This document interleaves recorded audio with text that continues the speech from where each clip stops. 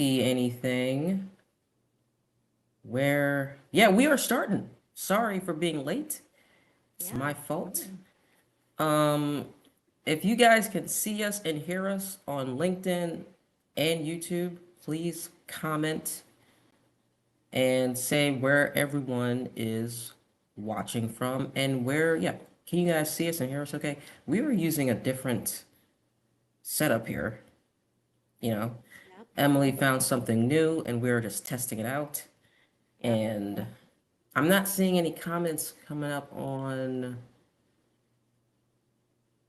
the chat over here. So Or, I'm seeing or a couple of comments in the public chat.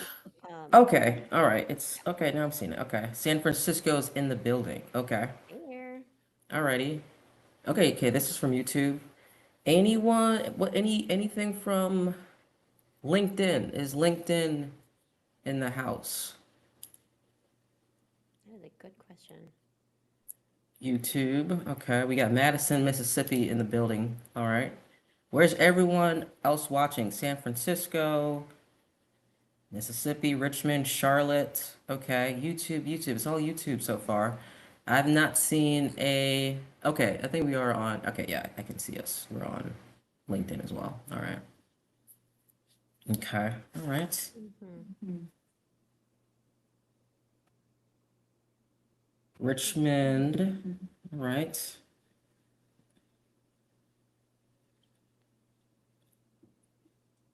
I don't see any LinkedIn comments yet. At least Yeah. it's not showing up on the public chat.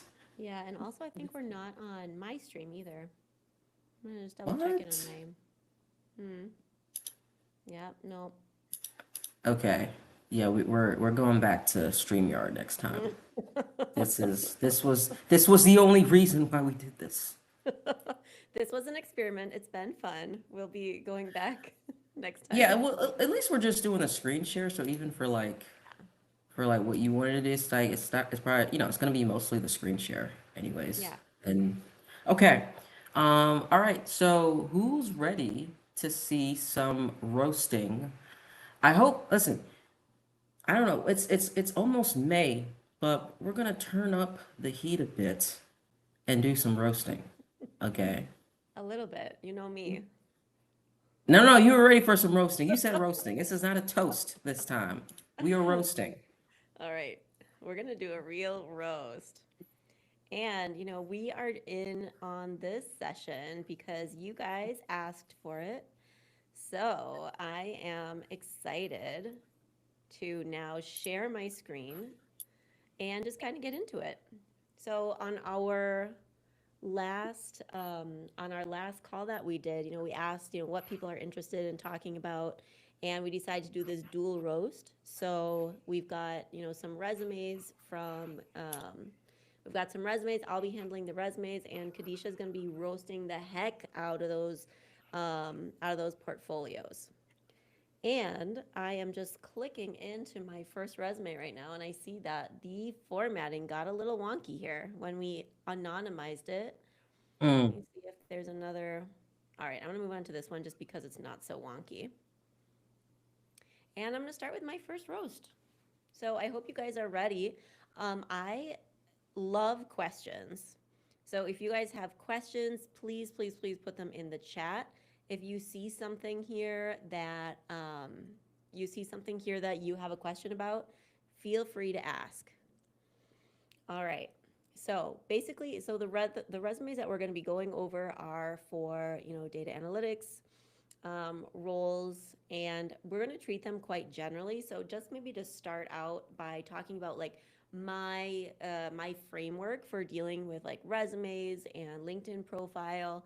So when it comes to your LinkedIn profile, you are putting it out there for everyone to see, right?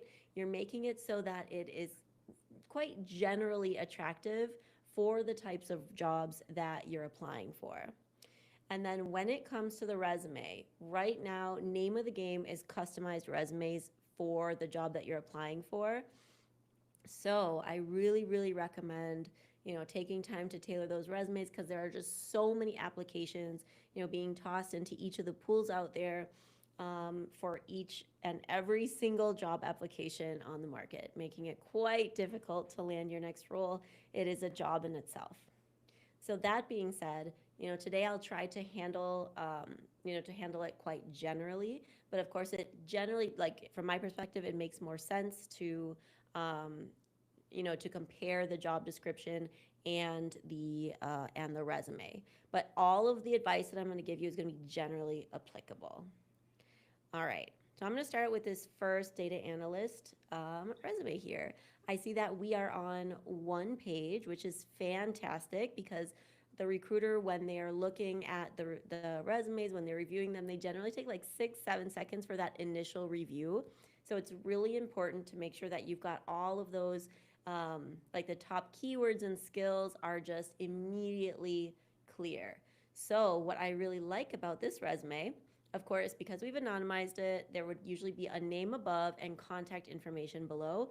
And right here in the middle, this person is applying for a data analyst role and it says data analyst.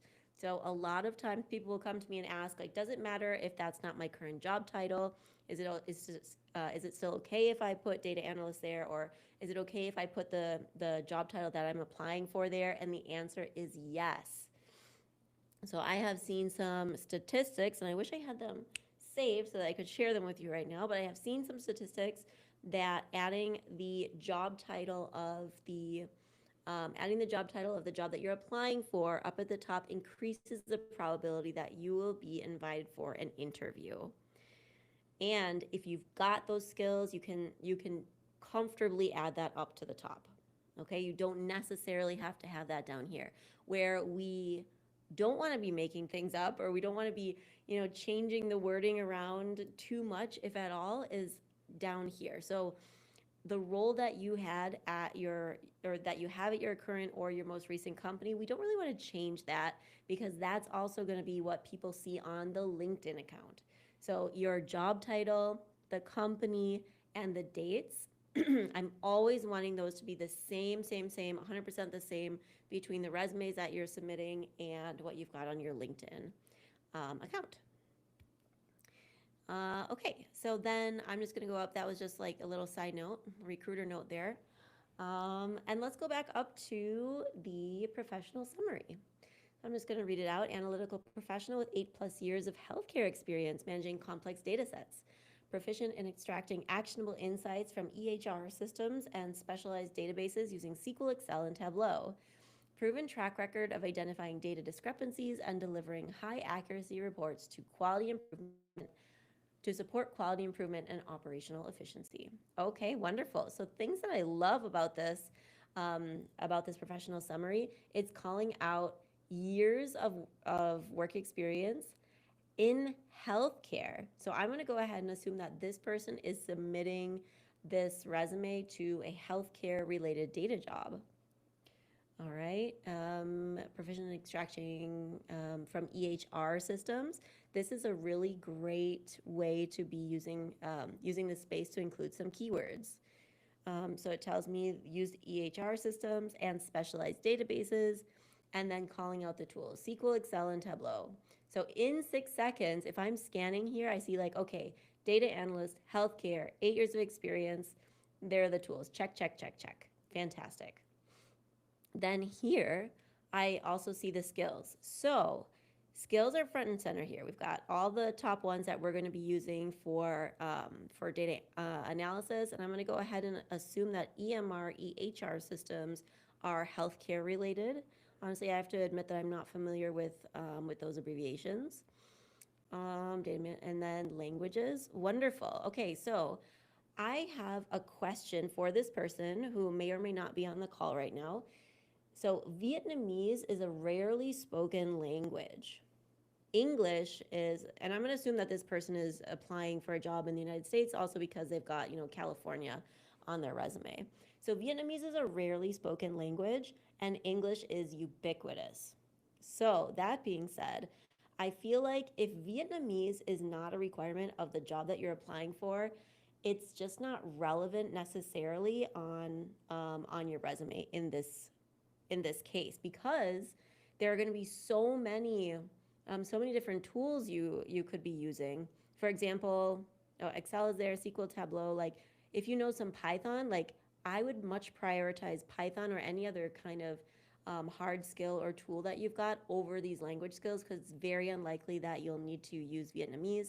And the fact that unless you need Vietnamese, then of course you should have it there front and center, and maybe even up in the professional profile. But I would just use this for something that's more relevant. They'll see that you speak English from reading the resume. Okay, and then trend analysis, workflow optimization. I'm assuming that these are going to be taken, directly out of the job description that this person is applying for. All right, and then let's go down to bullets. So this person did some data analysis for data in motion. Wonderful. Optimize client social media ROI by identifying high performing engagement patterns with 1.88 million plus impressions. Leverage Tableau insights to refine content strategy and posting frequency. Okay, so this is what the person did.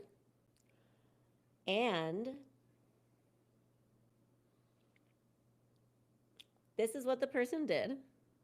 This is quite overall. Okay, identified a $250,000 annual revenue recover opportunity. Look at this. Okay, this is very much results. This is metrics. I love that this is front and center, leading with impact here. Identified the annual revenue recovery opportunity by. So the strategy to follow here for the bullets is accomplished X as measured by Y by doing Z. So here, identified the $250,000 annual revenue recovery opportunity by analyzing churn patterns in high value segments, proposing a targeted incentive strategy to cover 10% of high ARPU monthly segments. Okay, so very happy with the bullets here. And because I want to make sure that we can get to as many of these as possible, I am going to skip down to education. I like that this is down at the bottom. And I also like here that this person has not listed the graduation date. And they have also chosen to save space by not adding things like their GPA. And I see that they majored in public health, which is great. Because for me, that is showing a connection to the healthcare space. So I love seeing this here. Now, if there was any coursework, like if you're kind of like trying to think like, oh, is there anything else I could put in this tiny space? If there was any coursework that you did in the bachelor's degree related to data, then in that case, it would make sense to add it there. Otherwise, good to go. All right. So that's roast number one, resume number one. I think I'll stop sharing my screen now. And Kadisha, I will. Okay, let's do like a final like rating, like a yay or nay, pass or go, or like, move forward or rejection. What's the final verdict here? I move forward with this one. I really like this. I give it a thumbs up. I do definitely give it a thumbs up. Also love the Okay. fact that, they're fans of data in motion. All right. Yeah, Okay, love that. now it's Love the my healthcare call out. turn. Nice. All right. Did you share a screen or presentation? I That did is. share. All right. All right. Okay. Let's do a.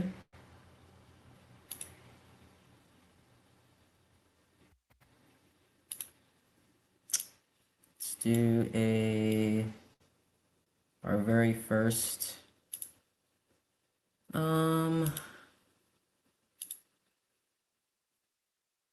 Very first.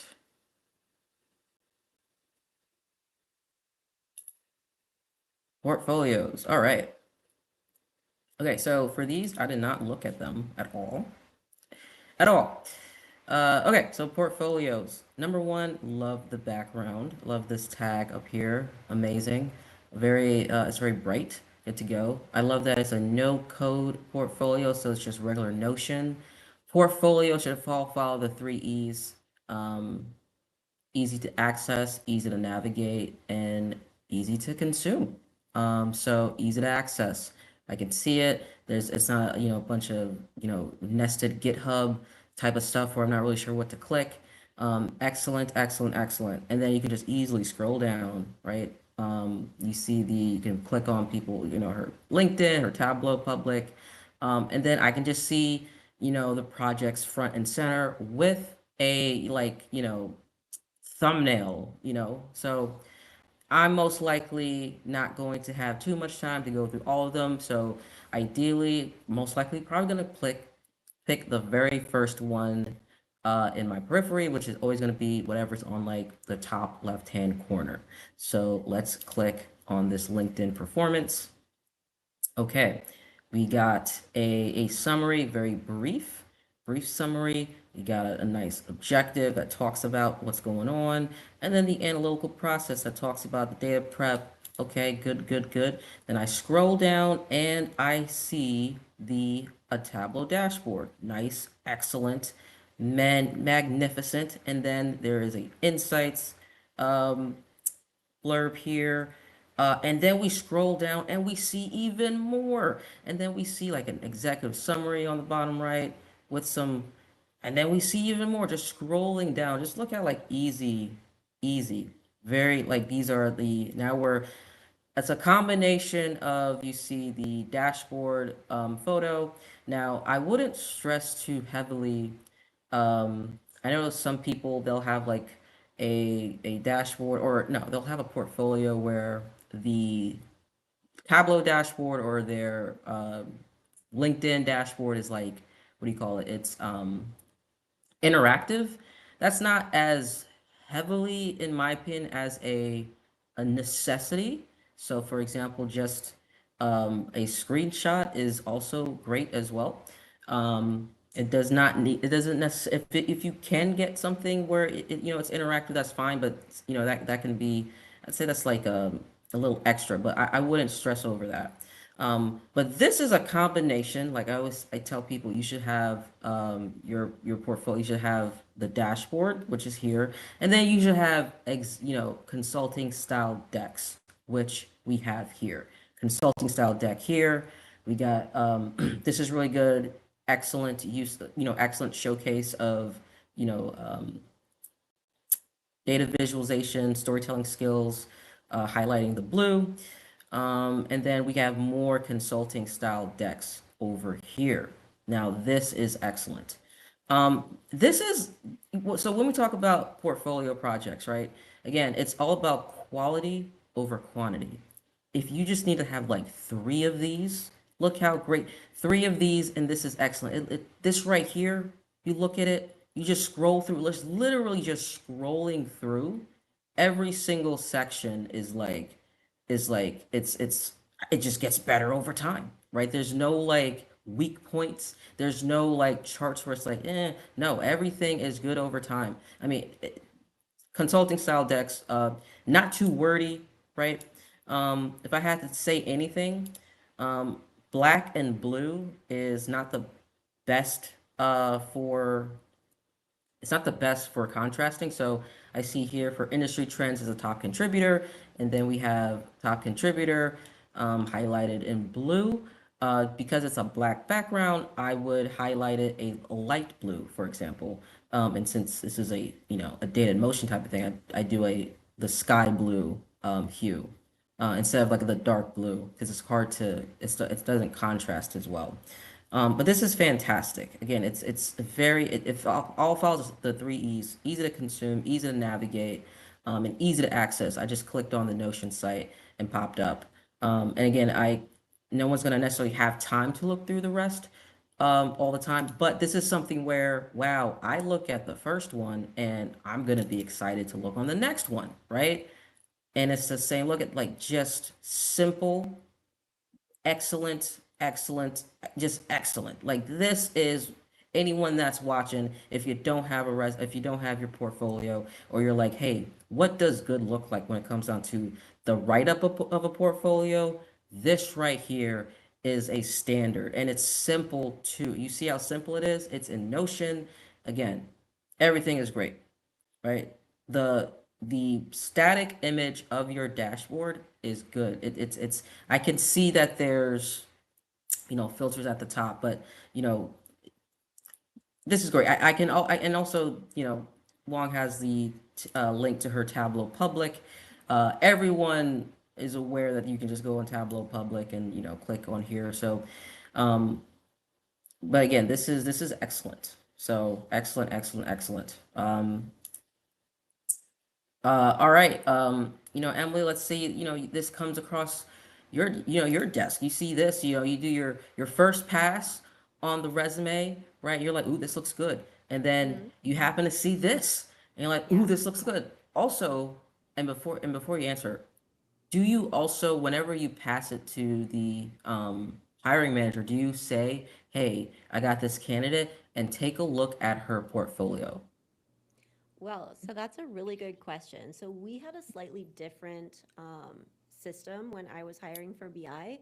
So we would actually start by intaking the resume into the ATS system, and then after that, we would send everyone a coding challenge. So it would you would go into a coding portal and you would do a challenge either in SQL or Python, or there were even like a couple of other things that you could choose from. And then from there, whoever passed the coding challenge at that time would get screened by me. So then I would have a screening call with them. And honestly, at that point, this wasn't even so important for me, just because at that point it was very difficult for us. And this was a few years ago. It was very difficult for us to find people who had the tools. So I feel like in more recent years, the data careers have really exploded. But that at time was like, oh, SQL, and there was no like ChatGPT to help people learn SQL and things like that. So that was a really big filter back then. And then basically it would be onto the team to assess this. So I would say today, if I were sitting in the recruiter's chair today, I probably would want to glance over this. And the reason that I would want to like click into things like a link to a portfolio is just to see if this person is legit, because there are so many resumes now created by these resume maker tools. They're flooding recruiters. They're completely overwhelmed, and I need to do my best to protect my company's time. So previously it was just like I would review the resume, and then I would send people the coding challenge. And today, if I were receiving applications today, I definitely would be clicking into people's LinkedIn profile, and if you've got a portfolio, I'd be clicking in that too, and then seeing, clicking into a couple of projects, I can see, okay, this person obviously has done some work. It looks legit, and then I'm kind of covering my back as far as like if I send this person into the interview and bomb, like I've done my job. So Hmm. yeah, have it out there. I think it's probably mainly going to be important for the hiring manager, but yes, it should look good and professional, because I've also seen some really unprofessional stuff come across my desk. And then for me, like that's not a person that I want to pass on to the hiring manager, because I know that they're going to take 30 minutes, an hour out of their day, which is big money because they get paid the big bucks, right? In order to have that initial screen with the candidate. Yeah, way too many phonies out here. Way, Yeah. way too many phonies.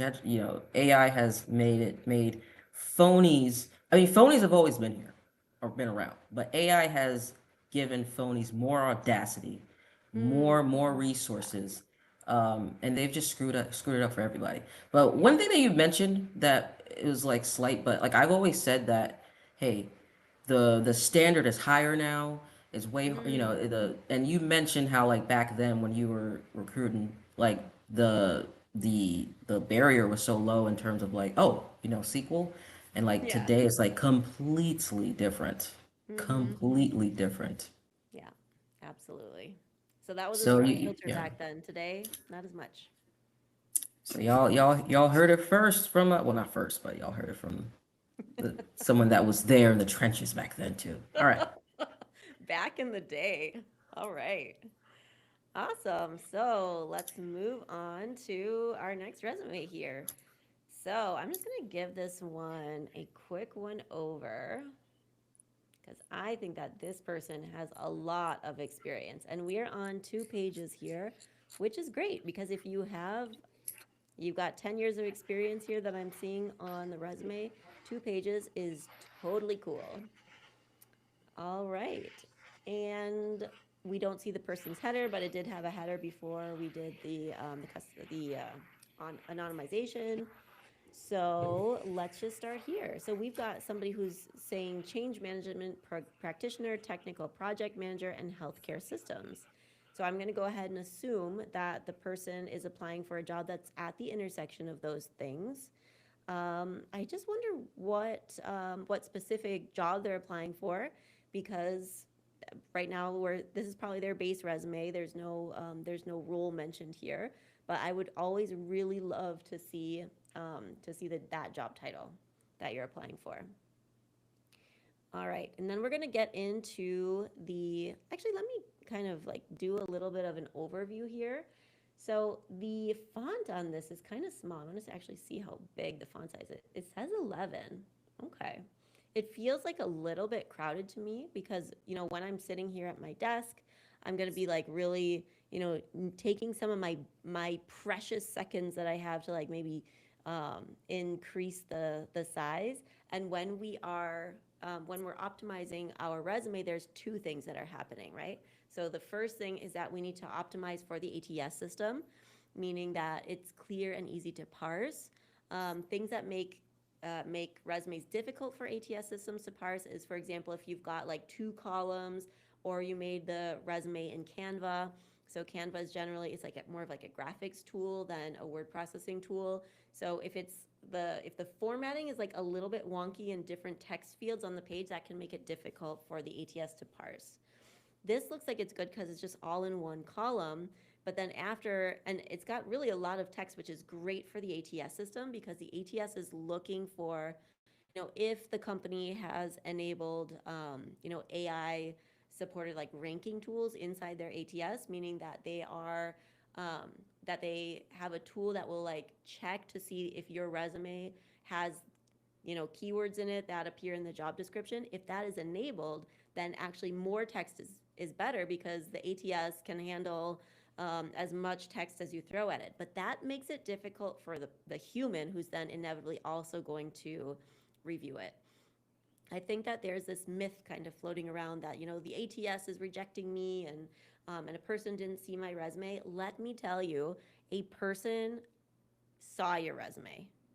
The only time I've ever seen like people get automatically rejected by an ATS system is, for example, if you require visa sponsorship and the company just can't offer that, then that's actually really a valid reason for someone to get automatically rejected, because it doesn't make sense for any of us to be wasting our time if somebody won't be able to complete the job without visa support and my company just doesn't have the funds for that. So please assume that at some point a human is doing at least the 6-second check. And yes, you easily can. And most of the resumes don't make it through the 6-second check. Okay, so for that reason, for the human, it's important for it to be quite readable and not so dense in text. There are also some kind of guidelines out there around like how many words you should have on the page. I don't feel like that makes sense to me, but I do like to make sure that that's easily readable for me. So when it comes to things like the professional summary, I'd really like to keep this to like 3 to 4 lines, because remember, 6 seconds. In 6 seconds, can I even read this whole blurb? So we're really giving them, what is the most pertinent up here. Okay, someone asked in the chat, if it was like a 6 a.m. rejection after applying the night before, 2 things might be happening there. So somebody might be offshore reviewing your rejection, like in another country. That's totally plausible. Or, sometimes if it's like in the tech space, recruiters can be working through the night. And if that's the case, I mean, maybe somebody reviewed it and they have like a delayed response. Like even when I was recruiting before, I would always, so my process was I would get into the office, I would review all of the resumes that came in overnight, and I would immediately make a decision whether to like pass them on to the next step, which was the coding challenge, or reject them. And in that moment, like we didn't send out immediate rejections because people thought they were getting rejected immediately or automatically. So there was like a timer. So you would get rejected like 2 or 3 days later, even though I reviewed it basically in the moment. So just assume that you're probably being reviewed by a person. Okay. Change management, I'm up in the professional summary now. Change management practitioner and project management leader with 15 plus years of experience delivering complex enterprise initiatives across infrastructure, cloud, system implementation, and regulated business environments. Proven record leading change strategy, stakeholder engagement, and cross-functional project delivery while translating business and application requirements into executable technical work streams.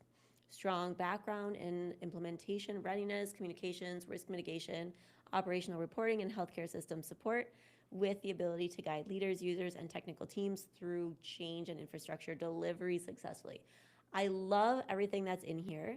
I would really want to tailor this down to the role that the person's applying for. It is so rich in keywords and it's so heavy in concepts. So that's amazing. And because this person has so much experience, I feel like sometimes that's a challenge, right? Like whittling it down to what is the right thing.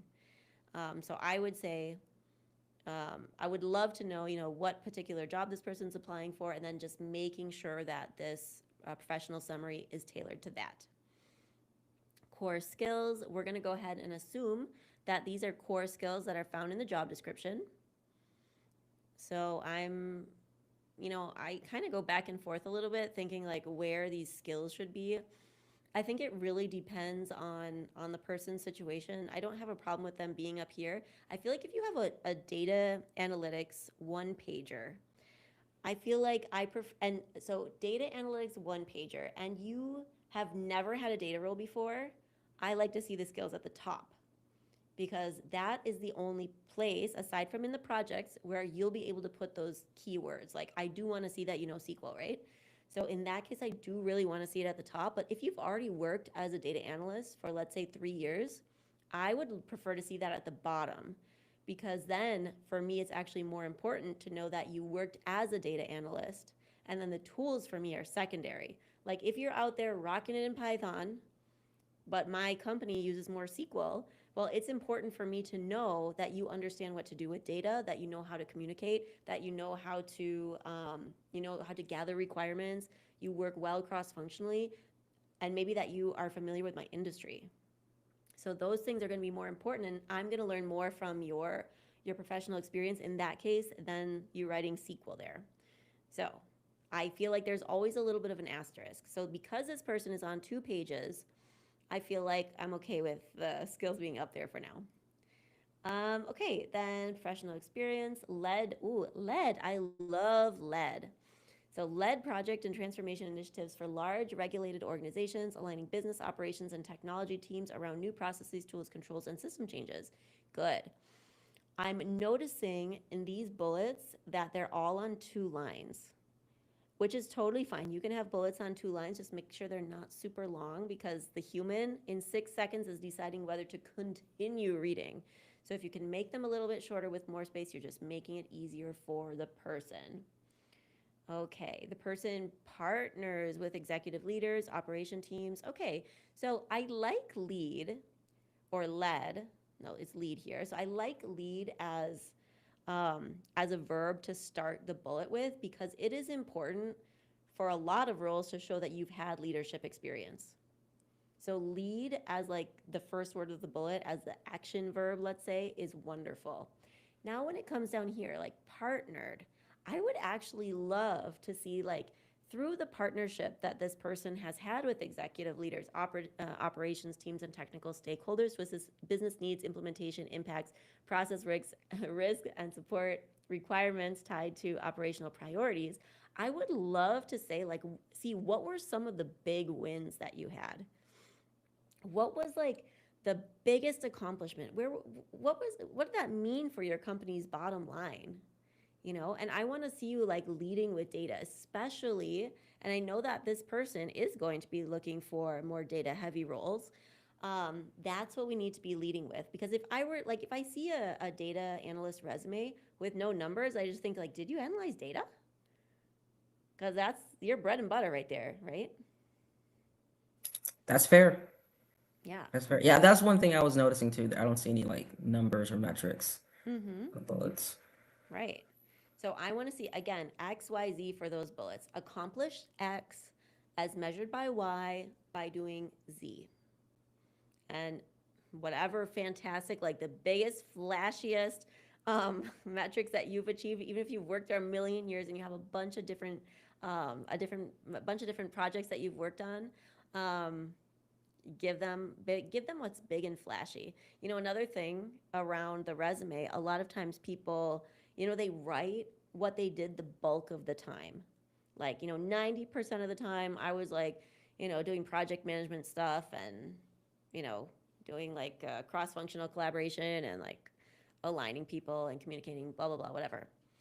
And now, if you're applying for a data job, you need to go back into that experience and think, what did I do that was most relevant to the job that I'm applying for? Not the thing that I did most of the time, the thing that's most closely aligned. Because if you don't write it, they're not going to see it. You need to make it obvious for them. So, I'm going to do something fun here. You can see that I found my search thing here. I'm going to type in data.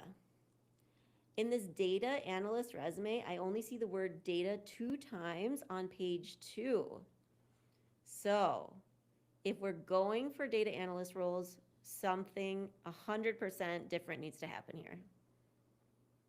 All right. And this bullet, to be super picky, way too long, not okay. This one too. So we're gonna be rethinking this. And I know that There's definitely numbers in there though. there are That's numbers. part of it. There were, yeah, on the second page. Oh, down here, yeah. Yeah. We do have some numbers in here. Okay, let's have a look at here.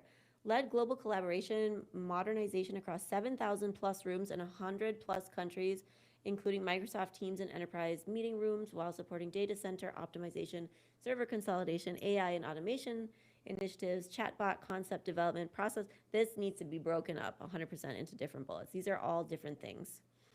Windows 11 migration for 25,000 devices through. Okay, so I love that the person has these numbers in here. And I would say, okay, lead with the impact. Global modernization across the 7,000 rooms in 100 plus countries. What was the impact? And we might even think like, okay, making these changes in the 7,000 rooms and the 100 plus companies was impact. And also that probably led to revenue. That probably led to efficiency. So I love these numbers, and I would additionally like to know what that meant for the bottom line if you have that information. It was a while ago, 2013 to 2022. So a lot of times people ask me, oh, it was a while ago. I haven't collected that data. I don't remember.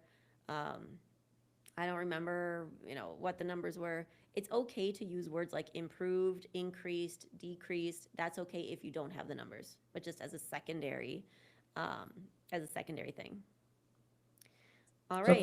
clearly, this person has like a rich amount of experience. Can't wait for them to add like the data stuff for it to like, be like amazing on top of that. But it's like clearly this is someone with like a rich amount of experience that's like needed at a lot of data roles. But how far should this person go back in their, As this far as goes it's back. relevant. All right. Well, I like for JDC Group it says led planning and execution for $10 million modernization. I see $45 million. I'm seeing a 15%, 30%, and can we see more of those in the other bullets? We have We to, would love to. yeah. Yeah. Awesome. Yeah. And I think, that's a really valid point too. Like, how far do you go back? I actually just had this conversation last week with someone. And I had a person who felt like they were being kind of discriminated against because of their age. And you know what? Honestly, I feel like, and so for that reason, they were trying to kind of like play themselves down and appear like a little bit younger. And I just feel like I really, really oppose that because number one, you look your age. Like it's easy, more or less. Like we as humans, we see a person, we think, probably plus or minus 5 years. That's probably how old they are. Not me. Not me. People get my age wrong all the time. Okay, well, maybe you're the exception there. But that being said, like, at some point it's gonna come out. Like the person's gonna see your face. if I see somebody who's an amazing leader and who's applying for, an individual contributor role, I mean, then that's a narrative that you have to control, right? So I feel like if you, let's say you're 50, lean into that, show those gray hairs, go for a role that is appropriate for your experience level. Because I would almost see, if you're applying at this stage in your life for an individual contributor role, for me that might be a red flag. Like, why is this person trying to level down? And if I do hire them, they might even have, earned more in the past. So what's to keep them from from changing into the next company that comes their way, 3 months down the line, and then I'm in the hiring process again. So I love it when people lean into their experience, lean into their age, and get that money, friends.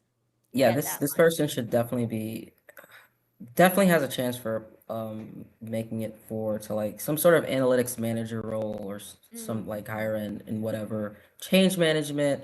Um, Clearly they have like the skills. Someone's guessing 27, not 27. I'm older than You that. can tell us. I'm gonna wait till someone guesses right. All right. Okay, good. So, that being said, you know who you are out there. I know who you are too. So, I can't wait to see that updated resume. Yay or nay? And I'm going to go on mute now. Oh wait, he froze. Is it a yes or is it pass or no? You know what? Right now, if this person were applying for a data analyst role, I would say no. I don't see Oh a my clear match there. gosh. Yeah, I What know. about what about change management analytics manager? I mean, then I would need to see some more analytical information here. Still a no? Still, All no. right. I really am missing that part. I don't even. Here, let me share again. Okay. So we did before we did data. Let me do the tools. Oh, Zero to yeah. SQL. Yeah. Tableau, no. Let's see if there's Excel. Oh. All the way down there. Well, so in this case, it actually, we did talk about having the core skills up there. Yeah, In this yeah. case, if this person's going for an analytical role, then I would definitely want to see some of those hard skills up in this section. Yeah? So I see stakeholder management and then I thought it was there twice. Oh, Stakeholder management and stakeholder communication. yeah, I feel like that's almost the same thing. So something that we can Yeah. chat about on one of our Wednesday calls. Okay. All right. Um, Cambridge, UK in the building too. All right. Now let's go on to next portfolio. And listen, anything that we didn't get to tonight, more leftovers for next time.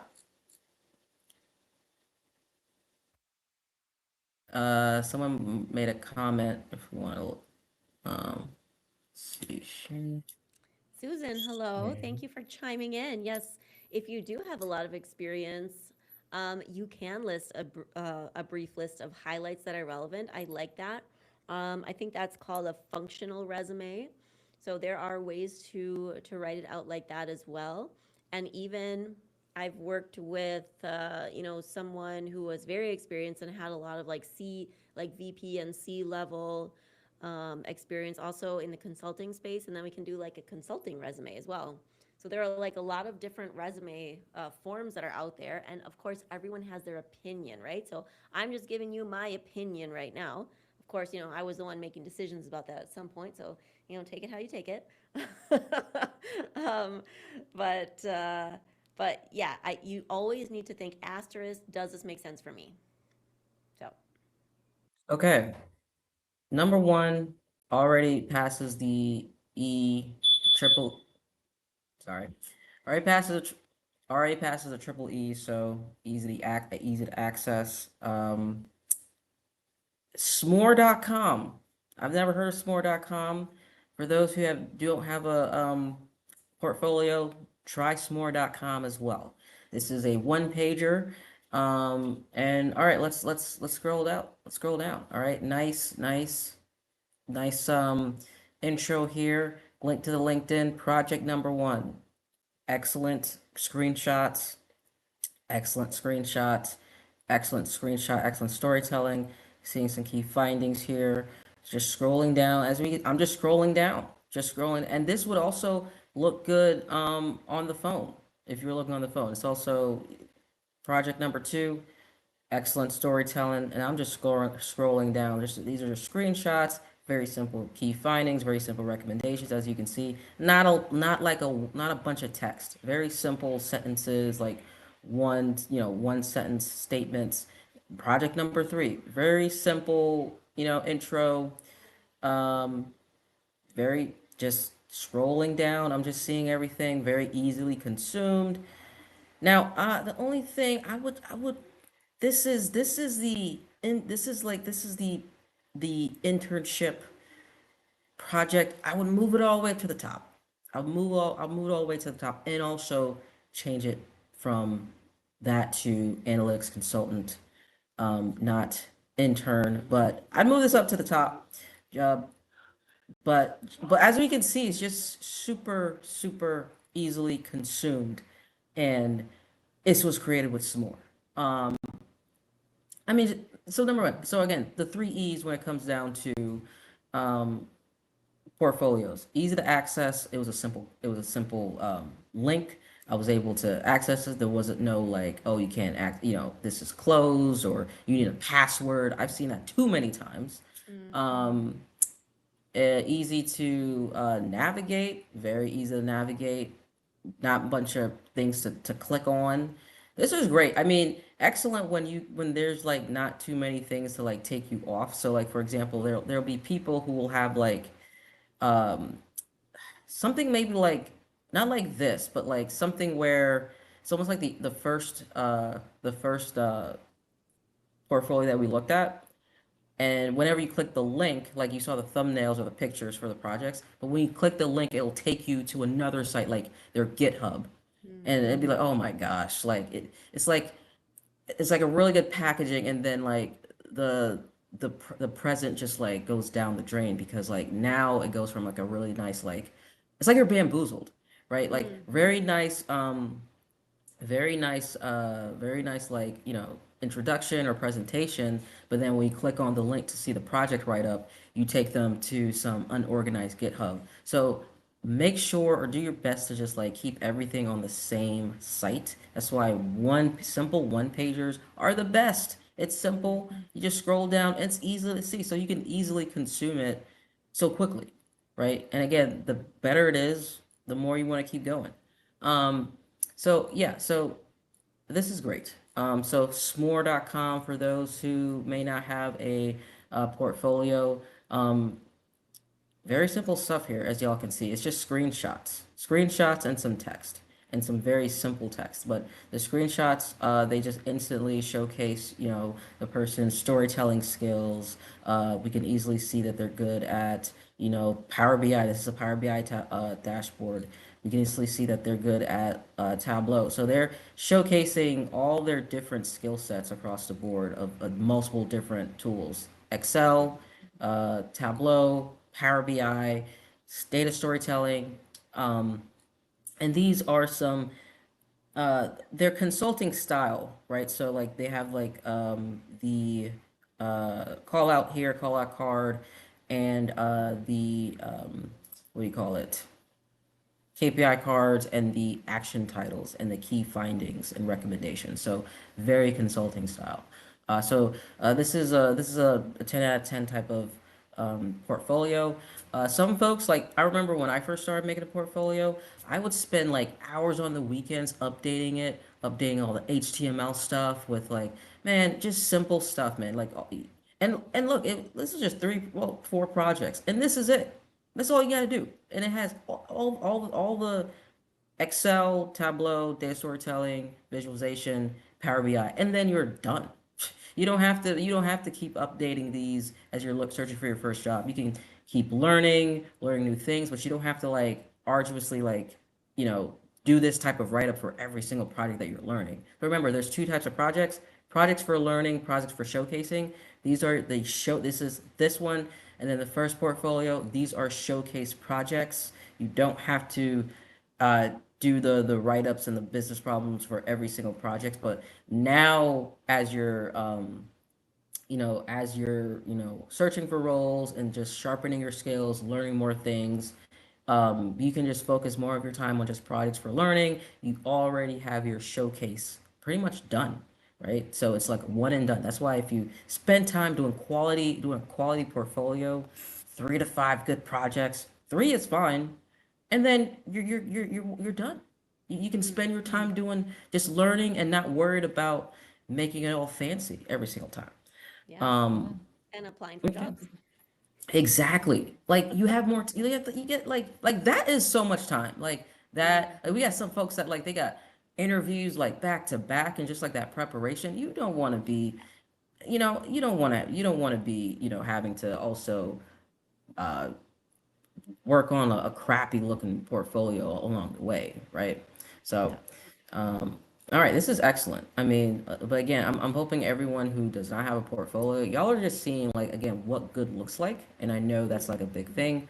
A lot of us, if you're not, there's not, I don't know if there's like too many like free data communities out there anymore, but like it's hard for people to like actually see what good looks like. That is, good but also attainable. So like for example, like there's like way too much uh Picasso style tableau vises on that's not the good to like necessarily strive for. But this is the good to strive for. Now the only thing I can see is nitpick is telecom. We're missing the E. Shell, we're missing the E. Gotta call you out somewhere. Have to pick. I have to find something, and we're missing the E. I Where love is that, the E? Katisha. Where is the E? That's Emily has adorable. the E. It's in your name. I have two, but I'm not giving one up. I have Will you four get? in my name. Oh, you Do you do. see the Okay, whole yeah, yeah, name? yeah. Can you Yeah. donate one over here so we can because It would it's be my missing the E. pleasure. It's missing. All right, good, good, good. Yeah, you definitely have abundance to give up. Yeah. I mean, also, so Kadisha, before you click away from the screen, I have a question for you. But if I could talk about typos just very briefly. Okay. Oh man, like when I would review resumes and there were like big typos in there, I just thought like obviously this person's going through like doing 100 resumes and they didn't put a lot of thought into it. It just looks sloppy. It doesn't look polished and professional. And nowadays with all the chat GPT and stuff, you know, you have the opportunity to make it not have all those typos in it. Mm-hmm. And I noticed in one of the resumes that we chatted about today, there were a couple of typos, which number one tells me that a human did it, but number At least two that. At also, least we got that. yeah, also But then it's talks attention to detail. attention to detail. So be careful, guys. Yeah. Okay, then my question for you. So you briefly mentioned that you would put the internship at the top, but you didn't tell us why. Why would you do that? Okay. Well, number one, like I always tell my students, call it the consultant, right? Yes, it is an internship in terms of like what is provided, but like in terms of putting it on your resume, it's consulting. But um, why? Because number one, this is like the it's almost like the putting projects over experience.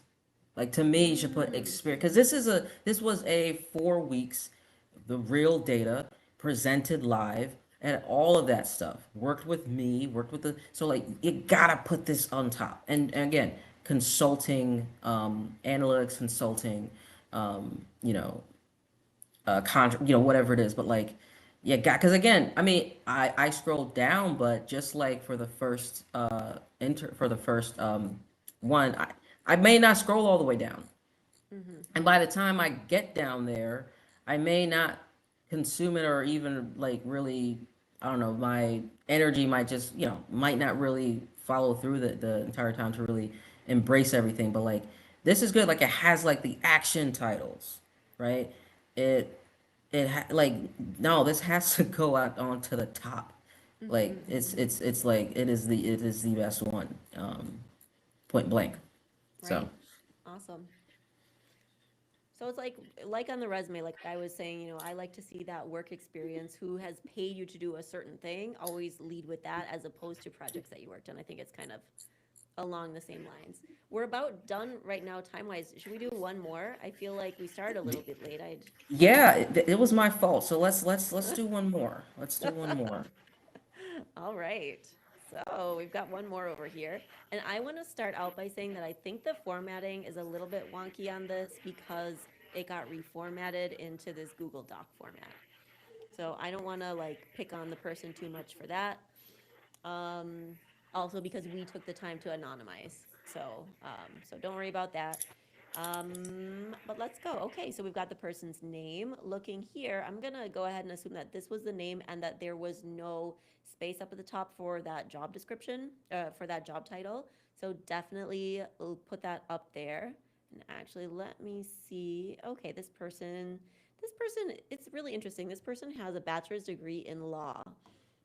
So, we had a chat this week, and also I think last week about talking about people's majors on their LinkedIn profiles, what we were focusing on, but also on your resume. So, if you're applying, so you have this bachelor's degree in law here, and uh, we got a hater in the we got a hater in the comments right now. You're welcome. Whoa, whoa, whoa, whoa, whoa. Hold I don't know if on. you're talking about us right now, but okay. Um, Oh, anyway, hey, first. so Let's keep let's I'll let's let you keep take care going. of that, Kadisha. I'll do it later. I'll do it. Yeah. Awesome. So if you're applying for a job at a company that's related to law, I would love for you, to be leveraging that legal knowledge that you have. And in cases like this, you could put up at the top, like let's say, for example, the job title is like legal data analyst, and then you can put that spacer, that pipe in the middle, and then also write MS law degree because that is such a strong connection. Like I, as a recruiter, I want to see reasons that I would hire you, reasons, and like I need it to be front and center. So here, for example, the text is quite dense again on this one page, and then for me to get it was very likely on the one page before we converted it, but this would be the last word on the entire page, law. So it would be really really great for me, specifically if you're applying for jobs where there is some kind of legal component, to put it right up here. Great. And then of course also, you would probably mention that in your professional summary. All right. So I think I have already talked a little bit about professional summaries. We've got the skills up here, and then let's go down to see what this person has done.